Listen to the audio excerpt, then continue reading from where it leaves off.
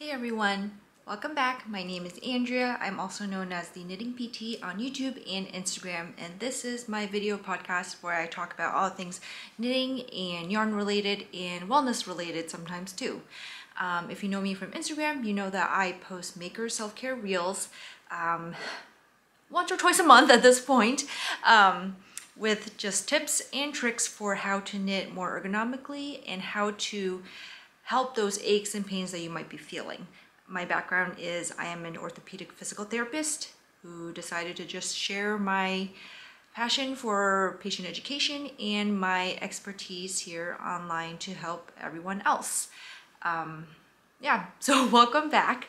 I think that's the smoothest intro I've ever done, possibly, yeah. So anyway, it's been almost 3 weeks since I last recorded. My family was here visiting in those 2 weeks in between, which is why I didn't record on the usual 2-week mark that I was aiming for. We had a really good visit. It was really tiring, but it was really good.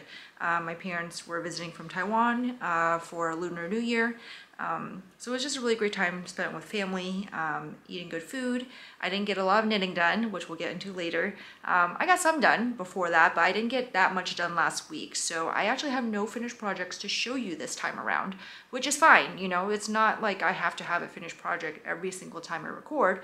Yeah, but I have lots of things to talk about, lots of things to show you, and also an update to the, what do I call it? To the 30-minute per day project thing that I talked about last time, my WIP management, I guess.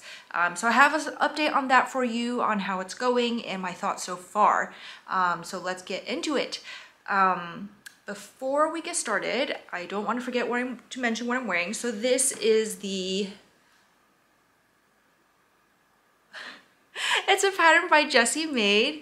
It came out last winter. It's a winter crop. I test knit this for her, and it is done in boucle yarn, in a bulky boucle, I believe. I used the yarn that was called for, which is the Woolfolk Flette bulky. Let me show you a close up of what it looks like. That texture detail. It is super light and warm fabric that knits up. I'm wearing it today because it's quite chilly in my office. We had some snow flurries earlier this afternoon, which was a little unexpected, but very pleasant to look out on my window. And yeah, so it's a raglan. It's a raglan? Yes, it's a raglan. It's a raglan. It's written for crop, but I knit it to kind of just like hip height for myself. And yeah, it's really cozy. It's super soft.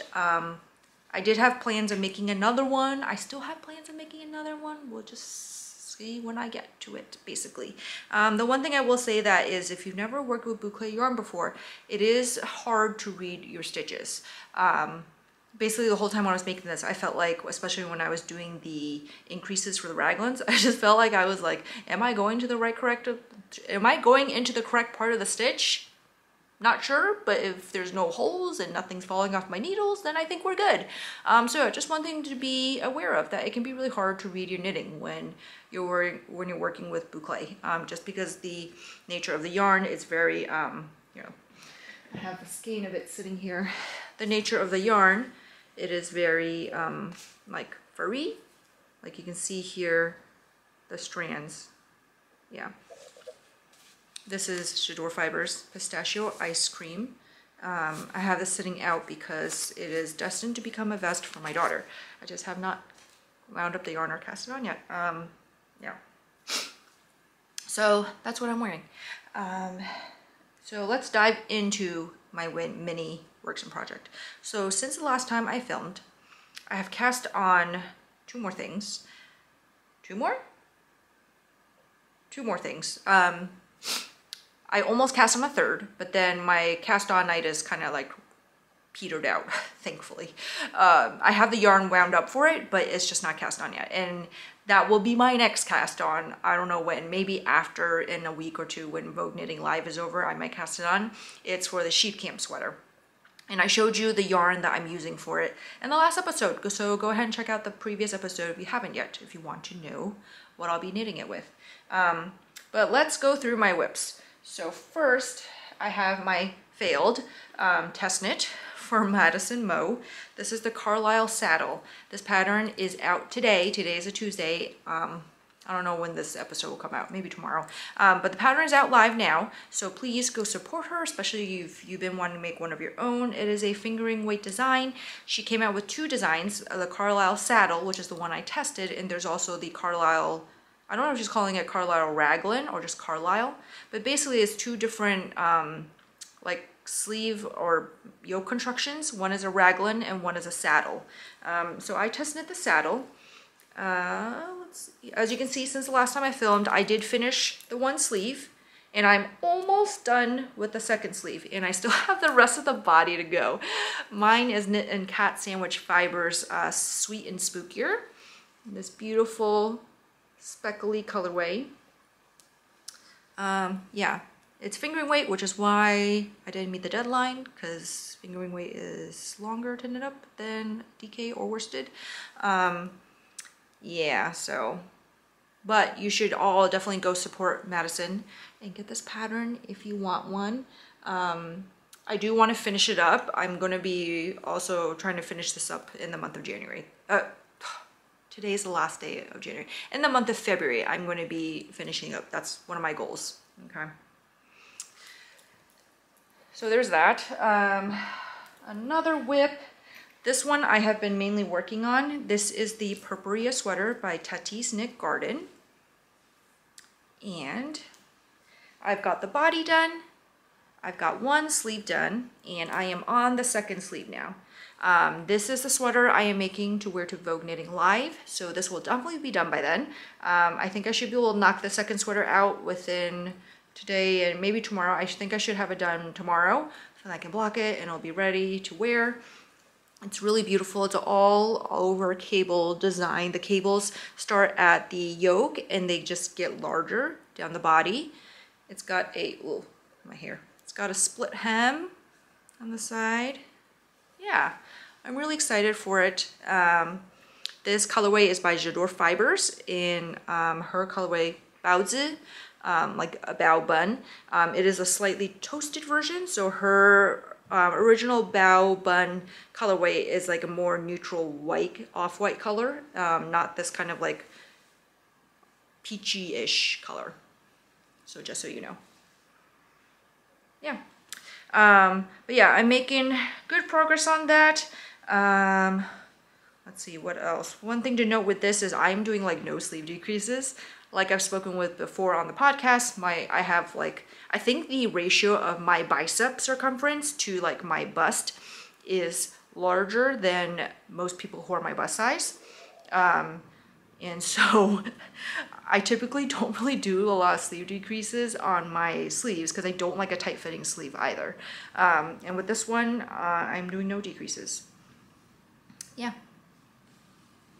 But yeah, I really like this knit a lot.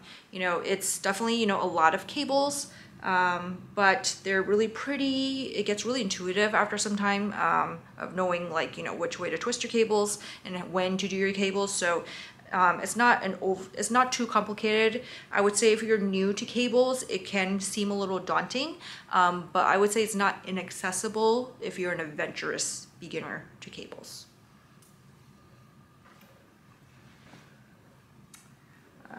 Another whip. I think I've shown this one before. Can't remember. This is the Downtown Hoodie by Tori Knits. This is my one test knit for this quarter. It's due in beginning of March. I'm knitting this in J'adore Fibers. This is Misty Mountains Cold. And I'm still on the raglan of this. Yeah. Still on raglan. So in the last episode, I talked about how I was trying a new method of managing all my works in progress because I tend to have a lot. I used to only maybe have 2 at a time, and recently I've started having like 4 to 5 at a time. And I was talking a bit about how I was planning to manage them. of how my plan was to have 1 or 2 works in progress. They're my main ones that I work on at night. Because at night I usually get about 2 hours of knitting in after my kids go to sleep. And I've designated 1 or 2 projects to be that main knitting. And then sometimes, depending on the day, you know, if it's a day where I'm not working or if it's the weekend, I have some time to knit during the day, you know, here and there. And so the plan was to do 30-minute chunks of time for a project, what I'm calling secondary projects. So to devote 30 minutes for secondary projects per day. And it's working out pretty well. I abandoned it for some time because I realized that if I wanted to get the Purpurea sweater done in time for Vogue Knitting Live, I had to really dedicate way more time to it. So I did it for a few days, like maybe 5 or 6 days, and then I just abandoned it, and I'm going to get back to it actually now. Once my Purpurea sweater is done, I'm going to get back to that mode because I did kind of like it a lot when I was doing it. It made it really interesting. Because I mean, sometimes don't you ever get bored of working on the same project over and over again? Like sometimes I get really bored of, you know, doing the same thing or working on the same project and looking at the same yarn. And having the 30-minute time blocks was really fun to switch. Also, I realized that when I set my phone timer for 30 minutes, it made me really focus on what I was working on. Because I don't know about you, but sometimes when I'm knitting, I get distracted by my phone or it's usually my phone. Because, you know, half the time when I'm knitting, I'm watching something at the same time. But if my phone's next to me, if I happen to pick it up because I'm like, oh, I want to check this one thing out, or oh, someone texted me, then I like start clicking on things, and the next thing I know, I've spent like half an hour on Instagram. And I'm like, how did I get here? And where did that time go? But then when I set my timer, I put my phone down, and then I'm like kind of in a race with myself to be like, okay, how much can you get done during this 30 minutes? And it resulted in like fairly productive 30-minute time blocks, I think, for each item. So that was kind of fun. Yeah, so I definitely want to keep doing that. And just kind of, you know, keep making progress each day on all my works in progress, but, you know, still have my main projects that I devote a lot of time to working on. Yeah. So yeah, if I had some people tell me that they wanted to try out the 30-minute time blocks too. So if you tried it out, I'd be interested to hear how you thought of it, how it worked out for you. I'm going to keep doing it, and I'll keep updating you all on how it's going for me. Yeah, but I thought it was kind of fun and kind of refreshing. Yeah, it was a nice change of pace. Let's see. Speaking of that, next whip is I did cast on for the Wave of Change jacket. This is a pattern by Denise Bayron. It is a bulky weight cardigan jacket kind of thing. And I'm doing mine in Woolberry Fibre Co. in the colorway Stash. Here it is so far. I am just a few rows away from sleeve separation. And of course I've got it on needles on cable length that's too short, so I can't really show you the whole thing. But here's kind of like what that front looks like in the sleeve.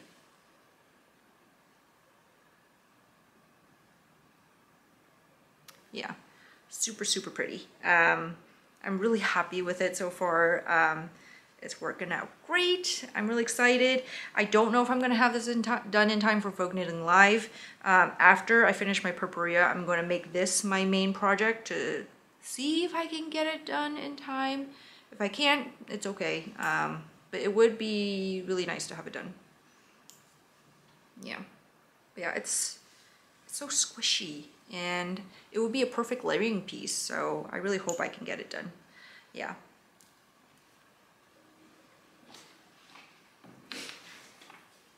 Alright, the next work in progress is the, what is it called? The Miles shirt jacket by Ozetta. And this, I think, is a project where you can see how well the 30-minute time blocks worked for me. So the last time I showed this project, I was still on the back panel and still had to finish the back panel. So since I started doing the 30-minute time blocks, I did, I think, like 4 or 5 30-minute time blocks on this project. And I have since finished that back panel here. And where am I on this? I think I'm almost done with this front panel, and then soon I'll be picking up for the other side, and then eventually I'll be able to join in the round, or not join the round, but join the front and back together. Yeah. But I'm pretty happy with all the progress I was able to make. The yarn for this is Gilliatt from Durham Natura. So woolen spun yarn. I got mine from Shop Mercery online, and the colorway is Tempete. Yeah. And I think this project will just always be kind of a hibernating project, or not hibernating. It will always just be a long-term ongoing project for me in the background. Yeah. Okay, last whip. I feel like I'm going really fast, and maybe I am, but part of it is that my camera battery is not fully charged, and all my other camera batteries are also charging. So I'm trying to like record as much as I can before the battery gives out and I have to switch it. All right, my last work in progress I have to show you is another Manhattan hat. This is a pattern by TheKnittingPT. Here it is so far. So it's a ribbed hat, and it has these like fun kind of crown decreases at the top. So I am doing mine in the main, it's Woolberry Fibre Code Tattered Pages, held with Qing Fibre's Veronita, which is their cashmere silk base. And this is the colorway Atmosphere. So I'm holding these two together, and that makes this beautiful fabric. Yeah. But as you can see, I don't have a lot of the Veronita left. This is like all I have left from this colorway. This is, these are leftovers from the Lace and Fade Boxy that I made. So I think what I'm going to do is I'm just going to keep knitting until this runs out. I definitely think I don't have enough for the entire hat, which is okay. I kind of had that feeling going into it. And I think depending on wherever it is I run out, depending on how much of the hat I have done, I will then just complete the rest of it in just the tattered pages alone. And yeah, I haven't decided yet if I'm going to be doing a single brim or... Well, I think I'm definitely not doing a double brim. But I have yet to figure out if I'm doing a single brim or just like a brimless, like without the fold option. I think I should be able to get enough to get the brim, because I think it would look kind of cute if, say, I had the fold like this with the Qing fiber in there held with the Woolberry, and then if the rest of the hat and decreases were in just the Woolberry alone. I think that would make it look more intentional. So yeah. Yeah, but it's been a really fun kind of mindless knit. I'm really loving the texture of this all together. It's really soft, has like a slight fuzzy halo, and then I don't know, it's just like, I am kind of obsessed with how this looks. I don't know if it's going to come across well on camera, but it's just like the bits of the purple from the Qing fiber are just like popping out, kind of like magic. Like they're just kind of popping out, and it's kind of just like, I think with the silk content in there, it has this like ethereal kind of feel. I don't know, I can't really quite describe it, but it's super pretty. Yeah. I had wanted to have this done for Vogue Knitting Live, so I'd have like a new hat to wear, and also because Tori will be there and I wanted to wear this when I met her, but I'm pretty sure I won't have this done. But I will definitely bring it with me to work on. Okay, I'm back. I noticed that one of my batteries, my spare camera batteries, had fully charged, so I quickly swapped them out just so that I don't get cut off halfway through when I'm saying something. So yeah, so that's all the whips I've got going on. It's quite a lot. 1, 2, 3, 4, 5, 6.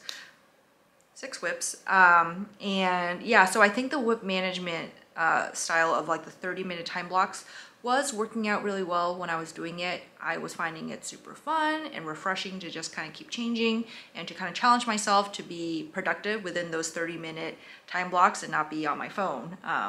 Yeah, so I think, you know, once I get that Purpurea done, I'm going to be kind of switching back to that style of managing my whips and kind of rotating my projects through. So yeah, I think it's so far just going really well. I'm really liking it. You know, that's always subject to change. I might at some point get tired of managing so many things and just, you know, try to just work on 2 projects at a time or 3 projects at a time. But for now, I'm finding it really fun. Yeah. So what I want to talk about next was kind of a combination of like my upcoming plans for cast-ons, and also just like about how I manage, how do I say this?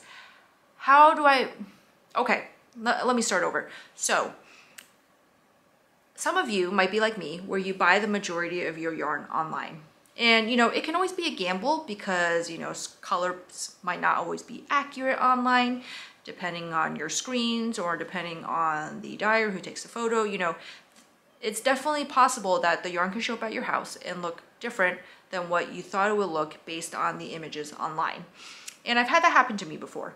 And you know, when it happens, I really try not to be upset unless it's something like wildly different. Most of the time when it happens, it's just maybe like the colors are a little bit more muted than I expected or a little bit darker than I expected. And so in those cases, I try really hard to just kind of not necessarily reach out to the dyer, because sometimes it just has to do with editing. And I know, you know, sometimes dyers do edit their photos to try to make it look more appealing, but I also know that many of them do work really hard on making sure their colors are color accurate. But at the same time, that can be hard because there are certain colors that are really hard to photograph accurately. Like I find that there are certain blues that are really hard to get accurate on camera, and that there are also some, there was another color. There's like a peachy color. Some peaches are also really hard to get accurately on camera. So, you know, I don't fully blame dyers. You know, sometimes colors are just really hard to capture. And that's a little bit part of, I think, the magic behind hand-dyed yarn. But at the same time, I know that's really frustrating. So I'm gonna give an example of one that happened to me. And I'm not giving this example to like throw shade anywhere out there. I'm giving this example to hopefully give you ideas for what to do instead of as an alternative to like being mad or feeling like the yarn you got is like useless. So what I like to do is try to think of ways to use the yarn that will get the color closer to what I'd originally thought of. So holding it with something else if I can. So for example, I have this here. This is from Qing Fibre. This is the color Oceanid. And as you can see, it's a lot of colors in here. There's like yellows, pinks, greens, purples, a little bit of like a light orangey color, peachy orangey color, blue. And the picture online had been like very pastel looking. And so, but when it came, it wasn't as pastel as I thought it would be. As you can see, it's still quite pastel actually, but it just wasn't as, the colors weren't as light as I thought they would be. It's still really beautiful, it is, but it just, in my head, it wasn't going to work out for what I was thinking about doing with it, which also now I can't remember what I was thinking of doing with it. So what I did was, I got this in a D-stash, but this is Slub yarn from Hello Stella. And this is in her colorway Linen, and it's a slub yarn, as you can see, fingering weight slub. And so I got this, and I thought, you know what? I think what I can do is hold these two together, so that then the slub will kind of dilute the coloring of the skein a little bit. Because the other part was, when it came, I looked at it and I thought, you know, the way it's dyed up, it might pool. Like, it might pool in ways that I don't personally like. You know, there are a lot of people who love pooling. I'm not one of them. I don't really love pooling that much, especially when it's like when it's a multicolored skein. So I think that if I hold it with the slub together, that the slub will dilute that, and it'll, you know, because especially this is slub yarn, so you got the nubs here, it's a little bit different texture, so the texture will also add into that too. Yeah, so that's what I plan to do with this, is to make a sweater holding these together. I don't know what pattern yet, or what, yeah, I don't know what pattern yet, but that's my plan so far, is to hold these two together. I think that will work out really well. You know, alternatives to doing slub could be things like, you know, mohair or suri, or like the Veronita, the cashmere lace weight that I use as my alternative to mohair and suri. Yeah, so I hope that gives you some ideas. And on the other side, I know there was like 2 or 3 years ago where slub was like pretty popular. I think since then it's kind of waned in its popularity a little bit. And I did make a garment that was fully out of Slub. I don't know if I've shown it on the podcast before because it was one of my first garments I ever made. But it was a V-back tee by Knitosophy, Jamie Hoffman. And I knit it all in one color and I did it in a Slub yarn. And it came out great. But I did realize that like I don't always love the texture of Slub yarn when it's knit up. Because Slub yarn when it knits up, it still has that crinkly, like that crinkliness of the yarn. It's still there in the knitted fabric after blocking. So, you know, it's like uneven texture a little bit. It's not as smooth as just, you know, plain stockinette. That's done with, you know, regular merino or whatever yarn. So I got this idea from Shannon, J'adore Fibers. A year or two ago, she made a sweater holding Slub with another fingering weight together for a sweater. And it looked really cool. I really liked the idea. So that was where I kind of got the idea to hold Slub with another yarn. Because also the other thing I noticed too is that when I knit up that Slub tee, I wish I brought it down here with me now so I could show you, but that the fabric itself, unless you knit it at a super dense gauge, the fabric itself can kind of like have like little tiny holes here and there just because of the texture of the yarn being knit up. You know, it's not completely flat and it doesn't all, the stitches don't all fill in together.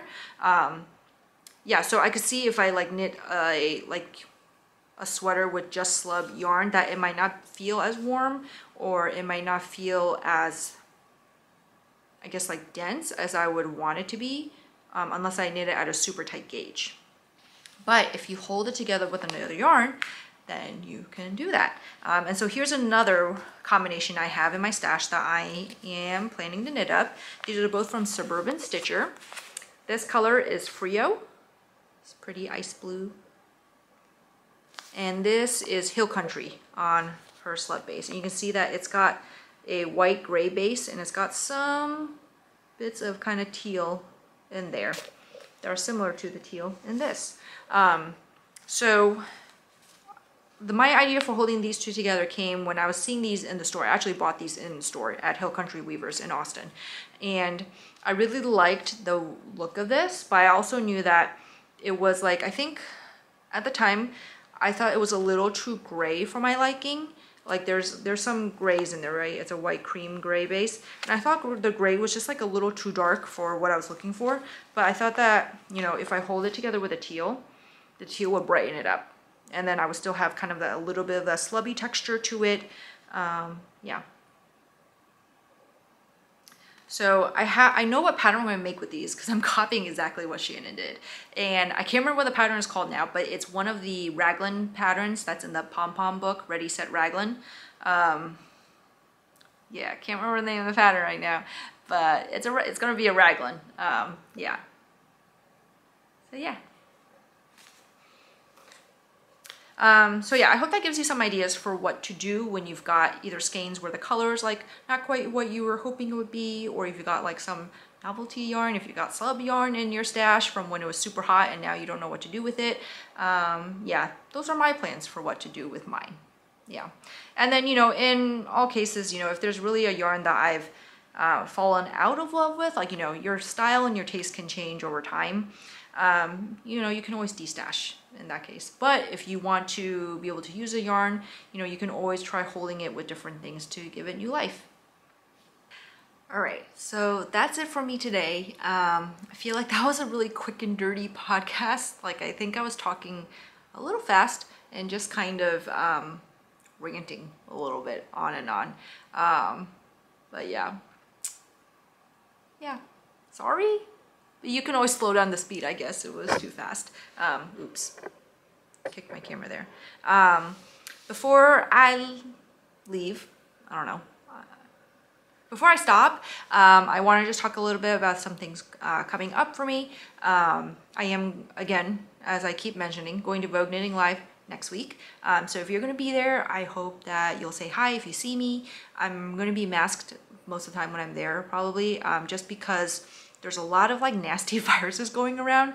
Like my kids' daycare has had like norovirus going around. They've had RSV, you know, the flu, of course, COVID.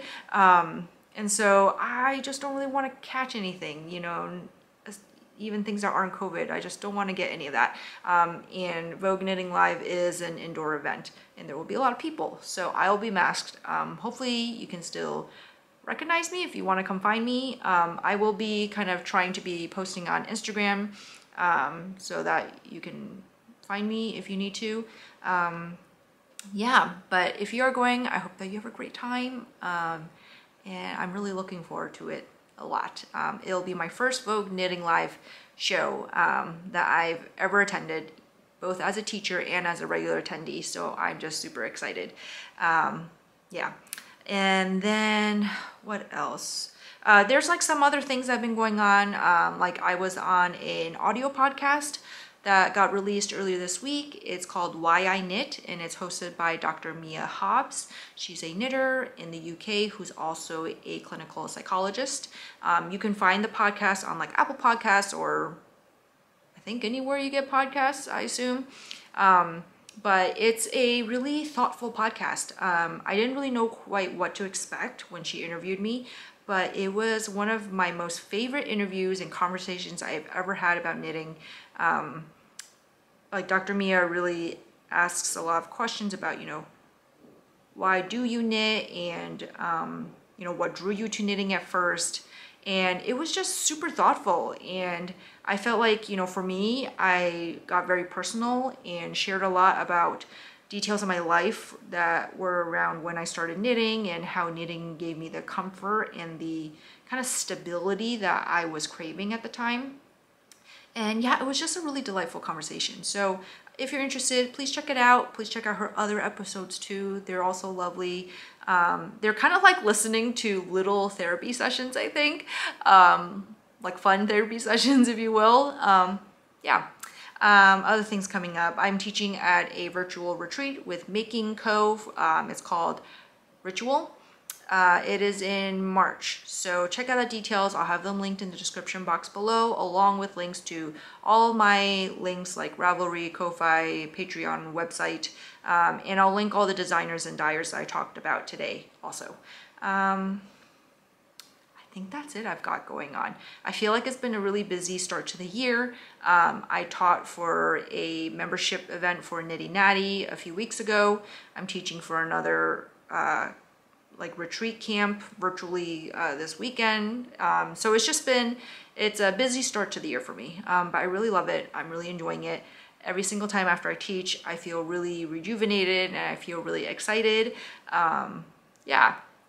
So I hope to see you at an event soon somewhere. I hope you'll say hi if you see me.